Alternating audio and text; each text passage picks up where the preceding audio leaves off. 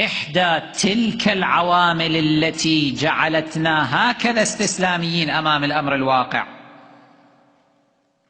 هو أن حين نشاور أو نستشير الجبناء. الجبان له صفات، له علامات نعرف منها أنه جبان في أتفه الأمور، في أبسط الأمور. بمجرد ما تستشعر منه جبنا اترك، لا تستشعره، يضيعك ويضيع الأمة. يا ريت بس يضيعك، يضيع الأمة من وراك. أنا أتذكر هذا الحكي 2007 كنا جالسين في إحدى ما أريد أسمي المكان، مجموعة رجال دين وكذا.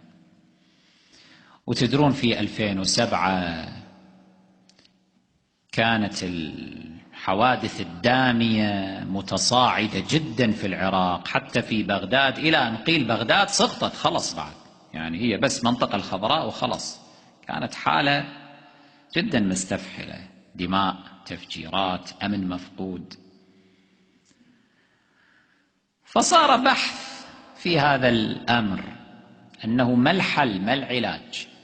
كل أدلى بدلوه قال رأيه. أنا كان رأيي ذلك الحين، وقد ثنيناه بجواب رسمي موجود على موقع القطرة، يمكن لكل أحد أن يرجع إليه في تاريخه منذ ذلك الحين. كان رأيي الذي تعلمونه، أنه منذ ذلك الحين من 2007 كان ينبغي على المرجعية أن تعلن الجهاد. أنا لما طرحت هذا الأمر في تلك الجلسة أتذكر أن بعض الموجودين، لا كلهم، بعضهم ثارت ثائرته. ما هذا الكلام؟ إذا المرجعية اتخذت مثل هذه الخطوة فهذا سيؤدي إلى استفزاز الطرف الآخر وسيلهبهم أكثر هذا الإعلان، ومن ثم يتكتلون أكثر وتدور الدائرة علينا ولا تبقى لنا باقية. المقدسات راح تروح، ما أدري كذا. لا، احنا لازم ما نستفزهم، لازم ما نستفزهم احنا.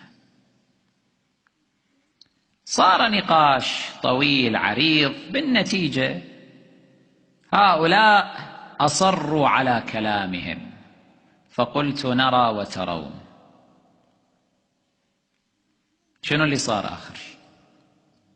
كان هؤلاء يطرحون ماذا؟ أنه لا، المرجعية عليها أن تنأى بنفسها، ما تدخل في هذا الأمر. وشاعت في تلك الفترة إذا تتذكرون كلام كان جدا مؤلم للقلب، أن المرجعية تقول حتى لو قتل نصف الشيعة فلن نعلن الجهاد. تذكرون هذه الكلمة لو ما تتذكروها؟ شاعت كثيرا في تلك الفترة أنه لا، لو شنو يصير حتى لو نصف الشيعة يقتلون أيضا لن نعلن الجهاد. هذا كلام. ماذا كنتم تتهيبون حين ذاك؟ مما كنتم تتهيبون إذ لم تعلنوا الجهاد؟ مما كنتم تتهيبون؟ تتهيبون أن الطرف الآخر يستفز ويتحمس لقتلكم. القتل حاصل.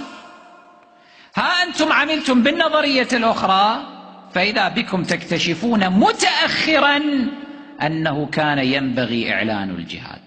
فأعلن الجهاد، لكن وأسفاه متى؟ بعد أن وصل العدو إلى أسوار بغداد.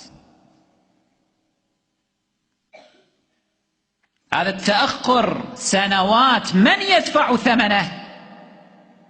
طوال هذه السنوات كم نفسا أزهقت؟ إيش قد كان يمكن نوفر لو أننا اتخذنا مثل هذه الخطوة الجريئة الشجاعة في 2007؟ وفلتضج قريش بضجيجها. خير إن شاء الله. شو يصير؟ طبيعي هو أنت من تتصدى تعلن الجهاد، تتحمس، من الطبيعي أن المعادين أعداء الإنسانية، ولا أقول فقط أعداء التشيع، هؤلاء القتلة الإرهابيين المجرمين هم وأنظمتهم وطوائفهم وأحزابهم وجماعاتهم، من الطبيعي أنهم سيستفزون وسيتكتلون أكثر، لكنهم سيكسرون، كانوا سيكسرون. كنا سنوفر على أنفسنا كل هذه الدماء لو أننا بدأنا الخطوة الشجاعة هذه في تلك المرحلة. ما كنت تجد داعشيا واحدا في العراق لو أننا بدأنا وسبقناهم قبل أن يسبقونا. لو متشكل، تخيل، شوف ما أجمل ذلك، لو متشكل الحشد الشعبي مثلا ب 2007 كان كيف يكون وضعنا؟ مو أحسن من الوضع اللي الآن؟ ما كنا نطرح هذا الأمر ب 2007؟ ما كنا نقول لا بد من جيش رديف،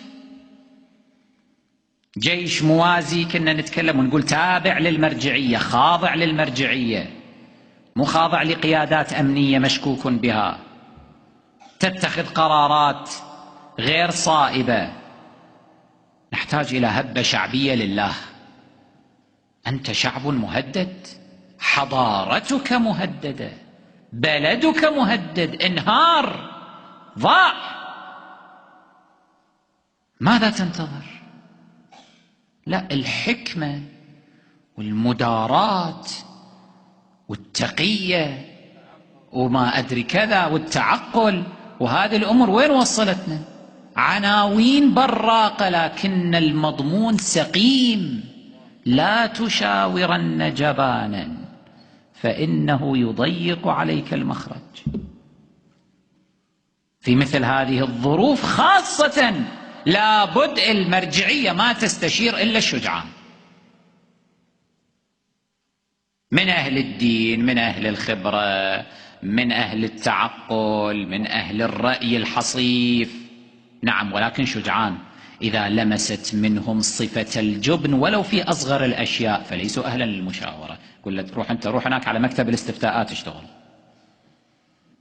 لا تجي تشتغل ويانا على أمور تخص مستقبل الأمة. أمة مهددة، أنت الآن حرب كونية